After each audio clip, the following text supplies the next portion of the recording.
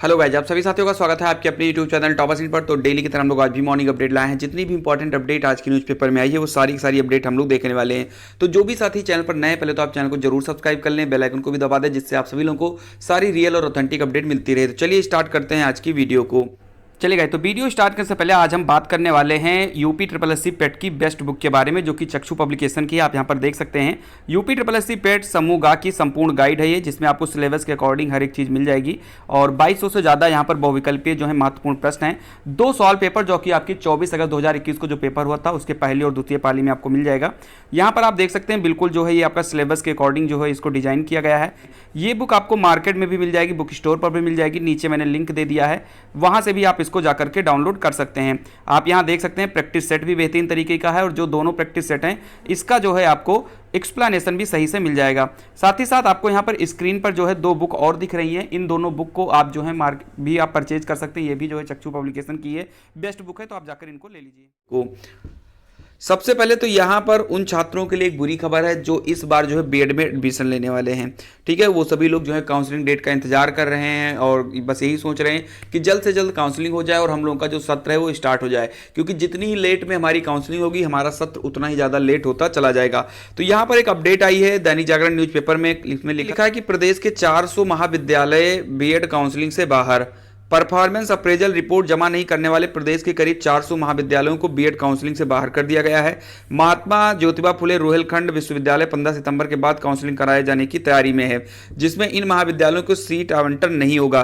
तो यहां पर देख लीजिए, यहां पर काउंसलिंग डेट के बारे में भी बता दिया गया है कि 15 सितंबर के बाद में आपकी काउंसलिंग होगी। और ये जो 400 महाविद्यालय हैं ये काउंसलिंग से बाहर हो गए हैं। तो अगर एक महाविद्यालय में हम अगर 100 लोगों को ही रखें, अगर मान लो एक एवरेज में, तो तकरीबन 40,000 जो सीटें हैं वो यहाँ पर आपकी खत्म होती हुई नजर आ रही हैं बीएड वालों के लिए। ठीक है, क्योंकि जाहिर सी बात है ऑन एन एवरेज 100 सीटें एक महाविद्यालय में होती हैं बीएड की, तो 40,000 सीटें जो है यहाँ पर खत्म हो रही हैं। और ये बताया गया कि 15 सितंबर के बाद जो काउंसलिंग होगी उसमें इनको सीट आवंटन नहीं होगा। एनसीटी ने परफॉर्मेंस अप्रेजल रिपोर्ट मांगी थी। इसमें बीएड महाविद्यालयों को जमीन, क्षेत्रफल, तैनात शिक्षक, छात्रों की संख्या आदि का ब्यौरा मांगा था।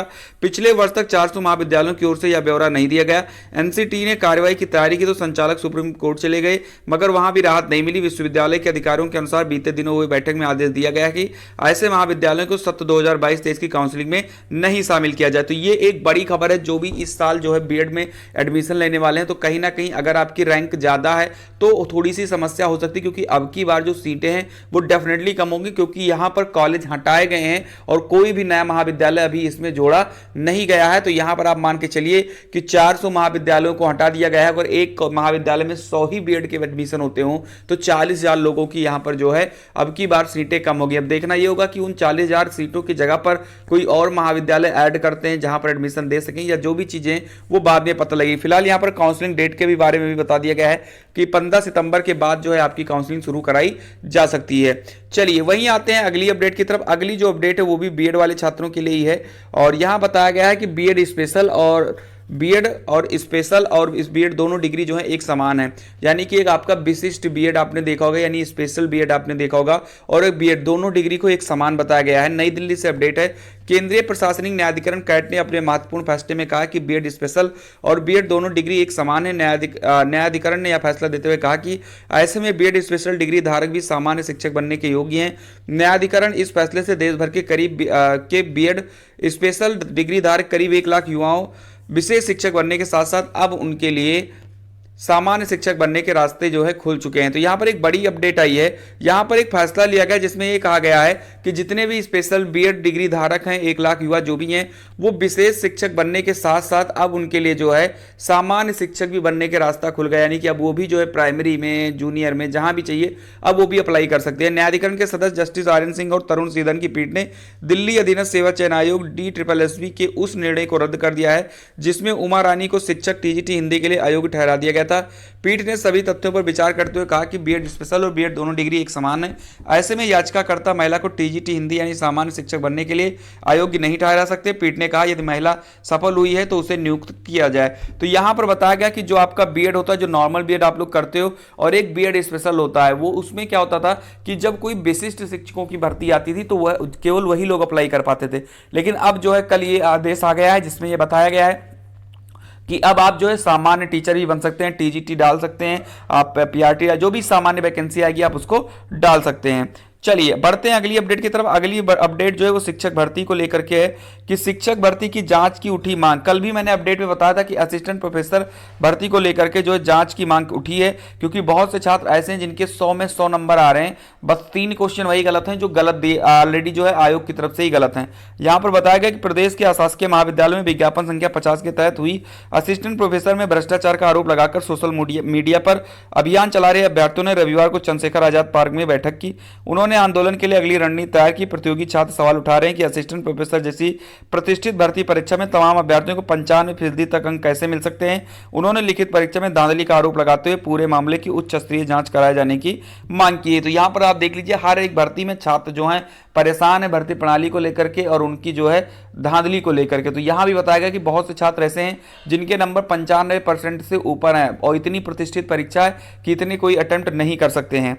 चलिए अगली जो अपडेट है वो और भी है, अच्छी अपडेट है। 104 राजकीय महाविद्यालयों में प्राचार्यों के पद खाली हैं। प्रदेश के 104 राजकीय महाविद्यालयों में लंबे समय से प्राचार्य के पद खाली हैं। पदों को भरने के लिए 3 साल पहले विभागीय प्रोन्नति कमेटी डीपीसी की बैठक हुई थी, लेकिन प्रोन्नति पाए प्राचार्यों की सूची अब तक जारी नहीं की गई है। ऐसे में कई महाविद्यालयों में असिस्टेंट प्रोफेसर ही प्राचार्य का काम देख रहे हैं, जिससे राजकीय महाविद्यालयों में शैक्षिक गतिविधियां प्रभावित हुई हैं। प्रदेश भर में 172 राजकीय महाविद्यालय हैं। इन महाविद्यालयों में विभागीय प्रोन्नति से प्राचार्य की तैनाती होती है। 2019 में प्राचार्य के करीब 80 पद खाली थे। इन पदों को भरने के लिए डीपीसी हुई, उच्च शिक्षा निदेशालय सूची शासन को भेजी गई, लेकिन शासन में सूची अब तक अटकी है। उसके बाद से डीपीसी नहीं हुई है। इन 3 वर्षों में कई महाविद्यालयों के प्राचार्य रिटायर हो गए हैं। ऐसे में अब 172 में 104 महाविद्यालय जो हैं प्राचार्य विहीन है। तो कुल मिलाकर यहां पर आप देख लीजिए कि 172 कॉलेज है जिसमें से 104 जो है प्राचार्य नहीं है। तो ऐसे में इन लोगों के जो पद हैं वो जल्द भरे जाएं, ऐसी जो है लोगों की मांग है, और डीपीसी जल्द से जल्द कराई जाए, जिससे एक एक्चुअल में जो यहाँ पर वैकेंसी है, जो पद खाली है, उसके बारे में सूचना मिल सके। ठीक है, यहाँ पर वरिष्ठता को लेकर विवाद के बारे में बताया गया है कि प्राचार्य की तैनाती में सबसे बड़ा रोड़ा वरिष्ठता है। वरिष्ठता को लेकर कई साल से विवाद चल रहा है। इसको लेकर कुछ शिक्षक हाई कोर्ट भी गए थे। इसमें वह भी है जो उत्तराखंड राज्य बनने के बाद उत्तर प्रदेश में आए हैं, उनकी वरिष्ठता भी प्रभावित हो रही है। तो यहाँ पर बहुत सारे विवाद हैं इसको लेकर के। फिलहाल देखना ये होगा कब इस भर्ती को निकाली जाती है, क्योंकि पद तो खाली हैं। अगली अपडेट, 1502 लेखपाल और अमीनों के लिए प्रोन्नति। राजस्व परिषद ने 1502 लेखपाल, राजस्व अमीन और भूमि अध्यापित अमीन को राजस्व निरीक्षक के पद पर प्रोन्नति कर दिया है। परिषद ने रविवार को सभी के पदोन्नति आदेश जो जारी कर दिए हैं। पदोन्नति पाने वाले कर्मियों में 1221 लेखपाल, 265 संग्रह अमीन और 16 भूमि अध्यापित अमीन राजस्व शामिल हैं। इन सभी कर्मियों को राजस्व निरीक्षक के पद पर प्रोन्नति दी गई है। तो यहाँ पर आप देख लीजिए, कहीं ना कहीं जितने यहाँ 1502 पद जो हैं वो आगे गए हैं, उन लोगों को जो है अब नई पद इसकी वैकेंसी निकल आएगी, क्योंकि 1502 पद हैं जो प्रोन्नति होकर राजस्व निरीक्षक बने। तो जाहिर सी बात है इतने पद लेखपालों के जो है अब वो खाली हो गए हैं। तो अब ये तो फिलहाल इस भर्ती में नहीं जुड़ेगा, ये तो जो भर्ती चल रही है चलेगी। अब जो नई भर्ती आएगी उसमें इन पदों को जो है जोड़ा जाएगा। और आप लोगों को पता होगा, अभी कुछ दिन पहले एक अपडेट आई थी जिसमें कहा गया था कि अभी जो है बहुत सारे लेखपाल के पद खाली हैं, उनको जो है आगे भरा जाएगा। तो जो अगली आपका जो पेट होने वाला है 2022 का, उसके बाद में इस भर्ती को कराई जाएगी। तो अच्छी खबर यहाँ पर है। चलिए अगली अपडेट के बारे में बात करते हैं। यूपीपीएससी की जो है सहायक रेडियो अधिकारी परीक्षा कल हुई, जिसमें 57% जो है छात्र उपस्थित रहे। उत्तर प्रदेश लोक सेवा आयोग की ओर से रविवार को आयोजित सहायक रेडियो अधिकारी स्क्रीनिंग परीक्षा 2018 में 57.72% अभ्यर्थी जो है शामिल हुए हैं। लखनऊ के 2 केंद्रों में हुई परीक्षा के लिए 823 अभ्यर्थी पंजीकृत थे। परीक्षा सुबह 9:30 से 11:30 बजे तक आयोजित की गई। सहायक रेडियो अधिकारी के 12 पदों पर चयन होना है। स्क्रीनिंग परीक्षा के आधार पर अभ्यर्थियों को इंटरव्यू के लिए आमंत्रित किया जाएगा और साक्षात्कार के आधार पर अंतिम चयन परिणाम जो है घोषित किया जाएगा। तो ये आप देख सकते हैं जिनका कल पेपर था उनके लिए इंपॉर्टेंट अपडेट है। चलिए तो ये रही आज की इतनी सारी अपडेट। अगर आपको वीडियो पसंद आई हो तो वीडियो को जरूर लाइक करें, और अगर आप चैनल पर नए हैं तो सब्सक्राइब करना बिल्कुल ना भूलें। तो मिलते हैं अगली वीडियो में, तब तक के लिए खुश रहिए, मस्त रहिए। जय हिंद।